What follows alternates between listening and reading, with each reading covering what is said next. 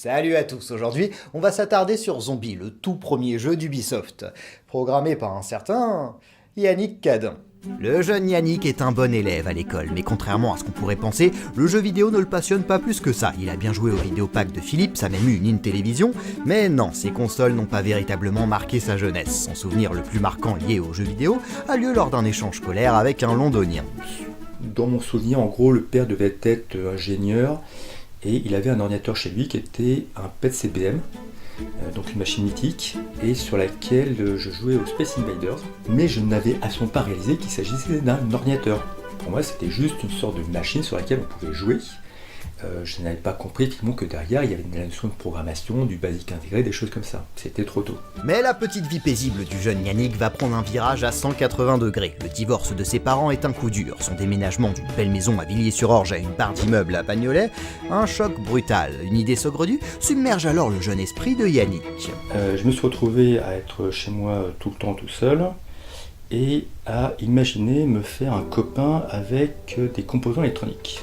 Il faut se rendre à l'évidence, les capacités de Yannick en électronique sont légèrement trop limitées pour mener à bien ce projet. En revanche, comme par un heureux hasard, quelques années plus tard, l'un des professeurs de Yannick propose une formation dans un domaine particulier. Enfin, j'étais dans une scolaire où notre prof de gestion nous faisait une initiation informatique au cours de l'année.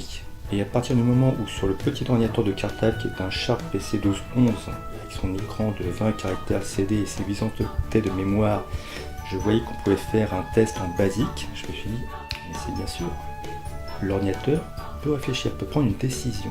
C'est une révélation. Yannick se rue sur les magazines d'informatique, apprend les bases de la programmation en basique et demande à intégrer pour l'année suivante une classe de section informatique. Il sera choisi parmi une trentaine d'autres élèves de la région parisienne. Yannick est l'un des, si ce n'est le plus motivé de sa classe. Il enchaîne avec facilité et plaisir les travaux pratiques qui impressionnent son professeur et ses camarades. Et nous arrivons à ce qui nous intéresse. En après-midi, semblable à tous les autres après-midi, ils seront avec l'un de ses amis au 13 boulevard Voltaire, à 2 pas de la place de la République, dans un magasin de micro-informatique intitulé Coconut. Et puis par contre, alors qu'on repart, ça c'est mon souvenir, il y a une main qui se pose sur mon épaule, et puis je me retourne, une belle blonde, waouh, cool, qui me dit tiens, j'ai envie de te dire 2-3 choses, tu m'accompagnes dans mon bureau. Ah oui, bien sûr, je t'accompagne dans ton bureau. Ah, la belle affaire. Non, c'est pas pour ça. Ah bon, tant pis. Elle m'explique qu'elle était approchée par des gens qui vont faire d'elle la directrice d'une ambitieuse maison d'édition. Cette jeune société, peut-être l'aurez-vous deviné, n'est autre qu'Ubisoft. Alors soyons clairs, aujourd'hui tout le monde connaît Ubisoft, la firme des Assassin's Creed, Far Cry, Tom Clancy, Watch Dogs et bien d'autres. Mais en 1985, Ubisoft, ça ne parle à personne. Les frères Guillemot viennent tout juste de fonder cette maison d'édition et Sylvie Hugonnier a la responsabilité de livrer pour cette toute nouvelle société un premier jeu. Elle a déjà débauché le graphiste Patrick Daher qui a amené un ami à lui pour le scénario, Alexandre Bonan. Il ne leur manque donc que le plus important, un programmeur. Et pourquoi elle me raconte tout ça? Elle me dit, voilà, une condition qui m'a été posée pour que je devienne la directrice de cette structure, c'est que je fournisse un premier jeu. Et donc elle me dit de but en blanc, voilà, veux-tu faire le programme de ce premier jeu vidéo de cette nouvelle société? Ouais, mais on se connaît pas, je sais pas de quoi je suis capable, si j'ai fait quoi que ce soit. Non, mais c'est pas ce que je te demande. Veux-tu être le programmeur de ce premier jeu? Non, mais vous savez, en assembleur, j'ai pas fait un programme de plus de 100 lignes, j'y connais rien, j'ai pas d'expérience. Non, mais on s'en fout, quoi. C'est pas une question que je te pose. Je sais pas. Ben, ouais, pourquoi pas. Ok. Et voici Yannick, qui n'a jamais développé un véritable programme embarqué pour coder à lui tout seul un jeu vidéo. En échangeant avec Patrick et Alexandre, il découvre des croquis, des illustrations, un scénario. Il comprend rapidement que celui-ci s'inspire très largement des films de George Romero, et plus particulièrement d'un certain Zombie, dont il va même jusqu'à reprendre le titre. Ce sont donc 4 personnages qui sont pris au piège sur le toit d'un centre commercial infesté par des zombies. Leur but, trouver l'essence pour s'enfuir en hélicoptère, tout en faisant attention aux Hells Angels, un groupe adverse qui lutte aussi pour survivre. Yannick fonce à Ultima, autre magasin d'informatique toujours boulevard Voltaire, et s'offre l'Amstrad CPC 664. Et c'est sur cette machine qu'il débute sa programmation, ce qui explique d'ailleurs que le jeu soit d'abord sorti sur Amstrad CPC. Seulement, le quotidien de Yannick se complexifie. Il étudie à l'école la journée, il programme chez lui la nuit. Forcément, la fatigue se fait ressentir. Il lui arrive trop souvent de roupiller en cours.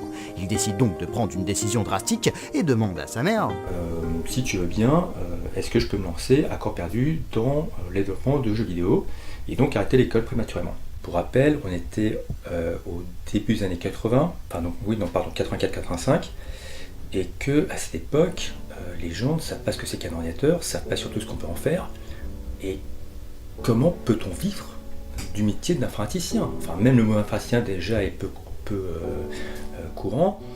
Autrement dit, dans mon esprit, de lui demander de me faire confiance sur le fait que j'allais pouvoir gagner ma vie avec les jeux vidéo, c'était encore plus risqué que de lui dire voilà, est-ce que je peux faire chanteur dans les couloirs du métro? Et pourtant elle a accepté. Voilà. Bon, chapeau maman. Yannick peut alors se consacrer pleinement au développement de Zombies. Il code, il teste, il corrige, il m'explique que l'un de ses livres de référence est alors la programmation du processeur Z80, auquel il se réfère régulièrement. Pourtant, aujourd'hui, Yannick regrette certaines phases de son jeu. C'est ce qui explique d'ailleurs certaines faiblesses du jeu. Je le reconnais, c'était clair dès le départ.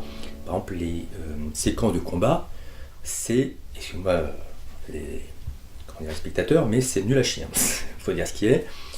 Mais voilà, c'était une de mes incompétences ou une de mes lacunes en programmation que d'arriver à faire des choses type jeu d'arcade, en tout cas de combat, ainsi de suite. Pour que vous compreniez bien de quoi il s'agit, il est plus que temps que je vous présente Zombies, un jeu d'aventure où l'on contrôle 4 personnages en passant de l'un à l'autre quand nous le souhaitons. Des icônes nous servent à interagir, comme prendre un objet, le poser, ouvrir une porte, appuyer sur un bouton, et etc. Dans ce centre commercial, il nous faut récupérer des clés, ouvrir des portes, résoudre des énigmes, dans le but, à terme, de récupérer de l'essence pour pouvoir démarrer l'hélicoptère et fuir avec.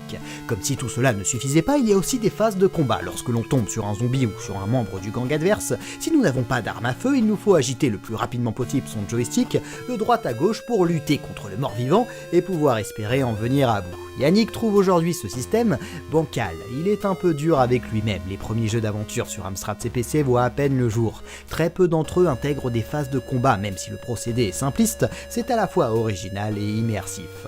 Heureusement, il y a tout un tas de choses dont il reste très fier. Pour avoir peut-être proposé notamment le système qui permettait de se déplacer, qui n'était pas le meilleur du monde, le plus ergonomique, mais qui était pas mal pour l'époque, je pense. Oui, le système de déplacement imaginé par Yannick est indéniablement bien pensé. Il suffit simplement d'illuminer la partie où l'on souhaite se rendre. À gauche pour aller vers la gauche, à droite pour la droite, en avant, en arrière, monter un étage, descendre, vous aurez compris. Quand on va dans des lieux qui sont obscurs, par exemple dans les sous-sols, tant qu'on n'a pas rétabli l'électricité, évidemment, il fait noir. Or, on peut trouver une torche, et quand on allume la torche, finalement, on voit un halo. C'est pas l'intégralité de l'image qui est éclairée, c'est on voit bien l'arrondi en fin de compte de la torche. Fait aussi que quand on passe d'une pièce à l'autre, on n'a pas un affichage brutal du nouveau lieu qui va remplacer l'ancien lieu. Il y a bien un défilement. Et un défilement évidemment qui va dans le sens depuis lequel on vient. Le plus amusant, c'est que l'une des grandes forces du jeu résulte d'une contrainte technique.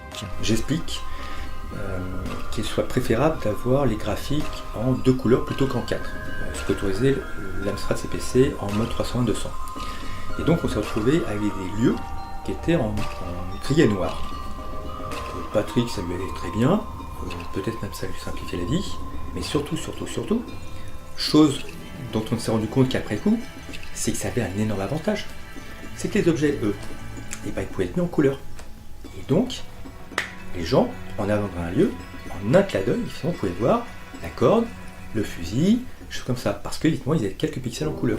Et effectivement, pour économiser de la mémoire, Yannick demande que le jeu soit en 2 couleurs. La première chose, c'est que cela attribue une atmosphère oppressante au jeu, que de nombreux critiques salueront par la suite. Mais surtout, un peu plus tard, au cours du développement, l'équipe a l'idée de mettre en couleur les objets avec lesquels on peut interagir, et cela représente un véritable confort de jeu. Moi qui en ai fait des jeux d'aventure sur l'Amstrad, je peux vous dire que c'est parfois un véritable calvaire de progresser dans l'aventure quand on ne différencie pas clairement qu'est-ce qui est utilisable et qu'est-ce qui ne l'est pas. Toutes ces petites choses mises bout à bout, un système de jeu intuitif, de jolis effets visuels, des combats immersifs font de Zombie un jeu avant-gardiste et qui logiquement sera un grand succès de l'Amstrad CPC. Le pari de Sylvie, Patrick, Alexandre et Yannick, vous l'aurez peut-être remarqué au passage, ce sont les prénoms des 4 personnages du jeu, est un pari réussi. Les critiques saluent le jeu, louent son originalité, le situant entre jeu d'aventure avec ses énigmes et jeu d'arcade avec ses combats. Les frères Guillemot en profiteront pour recruter et multiplier les titres. D'ailleurs, il y a une petite publicité dans le jeu Zombie appelant les programmeurs à rejoindre la firme. Ubisoft est lancé, Yannick lui continue quelques années. Il travaillera notamment sur Manhattan 95, Hurlement, très proche de Zombie, et programmera la version PC du célèbre Teenage Queen. Des versions 16 bits de Zombie seront réalisées par la suite pour l'Amiga et l'Atari ST, mais Yannick n'y participera pas. Il continuera à programmer, mais à destination d'autres sociétés n'ayant aucun rapport avec le jeu vidéo. Aujourd'hui, Yannick a monté son entreprise Diablotin, qui propose des prestations de services en informatique. Donc oui, une dédicace toute spécialement pour mon amie Sylvie, sans qui je serais apparu devant vous certainement torse nu. Autrement dit, c'est elle qui m'a fourni avant-hier ces magnifiques t-shirts que j'arbore, que je porte avec fierté parce que j'y ai le logo de ma structure, Diablotin. Voilà. Enfin, Yannick a un petit projet pour l'avenir. Possédant un nombre important d'anciens micro-ordinateurs, dont certains très rares, il souhaiterait ouvrir un restaurant ou un bar, en tout cas un lieu convivial, où les visiteurs pourraient découvrir l'histoire de l'informatique, avec la possibilité de se familiariser avec toutes ces anciennes machines. Alors si vous êtes entrepreneur, restaurateur ou autre, et que le projet vous intéresse, n'hésitez pas à contacter Yannick.